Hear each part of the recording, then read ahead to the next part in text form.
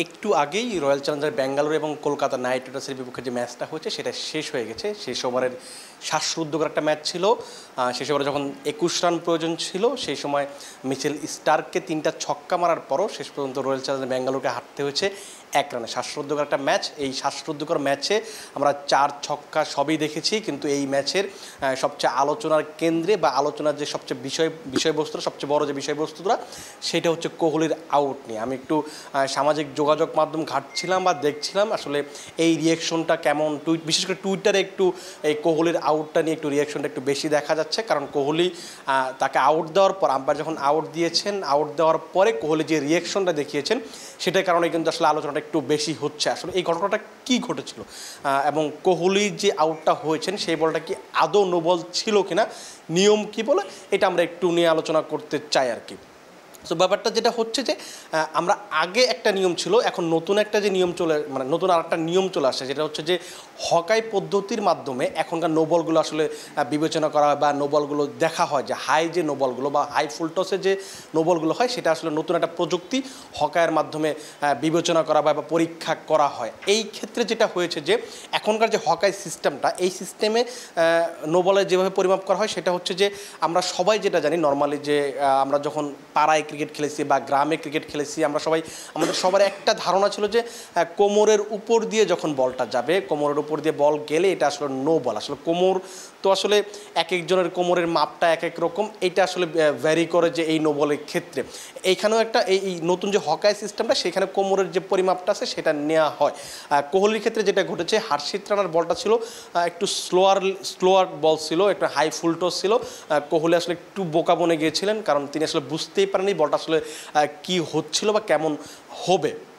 So তখন প্রথমে তিনি রিভিউ নিলেন, কোহলি রিভিউ নিলেন এবং এটা থার্ড আম্পায়ার মাইকেল গফের কাছে চলে গেল। তিনি হকাই পদ্ধতি, যে নতুন যে পদ্ধতিটার কথা বলছিলাম সেটার মাধ্যমে তিনি পর্যালোচনা করে দেখলেন যে কোহলি যদি পপিং ক্রিজে দাঁড়িয়ে থাকতেন, নর্মালি যে একজন ব্যাটসম্যান যেখানে স্টান্স নেন সেখানে যদি তিনি দাঁড়িয়ে থাকতেন তাহলে বলটা 0.92, আপনারা হয়তো এখন একটা ছবি দেখতে পাচ্ছেন স্ক্রিনে, যে ওই ছবিতে দেখা যাচ্ছে যে একপাশে মাইকেল গফ, তিনি টিভি আম্পায়ারের যে রুমটা আছে সেখানে আছেন, এবং আরেক পাশে কোহলির যে ব্যাটিং করছিলেন সেটা একটা ছবি হয়তো দেখতে পাচ্ছেন, যেখানে দেখবেন যে কোহলি একটু সামনে, এই পপিং ক্রিজের যে একটা দাগ আছে সেই দাগ থেকে একটু সামনে এগিয়ে আছেন এবং বলটা কিন্তু একটু পেছনে। একটা পেছনে থাকার সবচেয়ে বড় কারণটা হচ্ছে যে এই যখন নোবল বিবেচনা করা হয় বা কি নোবলের রুলসগুলো দেখা হয়, সেখানে নিয়মটা হচ্ছে যে ব্যাটসম্যান পপিং ক্রিজে আছেন এমন অবস্থায় বিবেচনা করা হয় যে এটা নোবল হয়েছে কি হয়নি।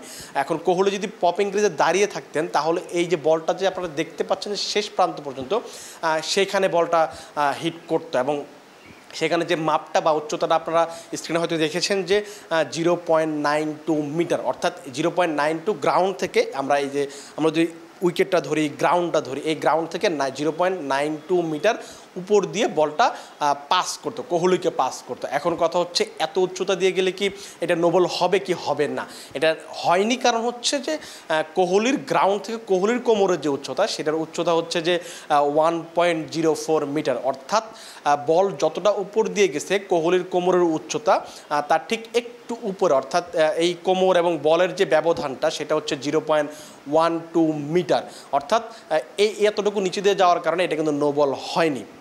এখন এই নোবল নিয়ে আসলে বিতর্ক করার সুযোগ আছে কিনা, যেহেতু হকায়ের যে প্রযুক্তিটা বা যে পদ্ধতিটা এখন ব্যবহার করায় সেখানে মনে হয় না আসলে খুব বেশি আপনার তর্ক বিতর্ক করার খুব বেশি সুযোগ আছে। আমি টুইটারে দেখছিলাম যে ইরফান পাঠান আছেন, উনি একটা টুইট করেছেন যে এটা লিগ্যাল ডেলিভারি। এটার বিপরীতে আমরা আরও কিছু টুইট দেখেছি যেখানে এবি ডিভিলিয়ার্স বলেছেন যে তার এখনকার যে নিয়মটা, এই নিয়মে নিয়ে একটু কেমন জানি দ্বিধাদ্বন্দ্বে বা কনফিউশনের সৃষ্টি হয়েছে। সো তার একটা যে ধারণা, যে আপনাদের সবার হয়তো মনে থাকার কথা যে 2015 বিশ্বকাপে রোহিত শর্মার একটা নোবল নিয়ে তার বিপক্ষে যে একটা নোবলের সিদ্ধান্ত দেওয়া হয়নি, এটা নিয়ে একটা অনেক বিতর্ক এখনও বাংলাদেশের মানুষ মনে করে যে সেটা নো বল ছিল।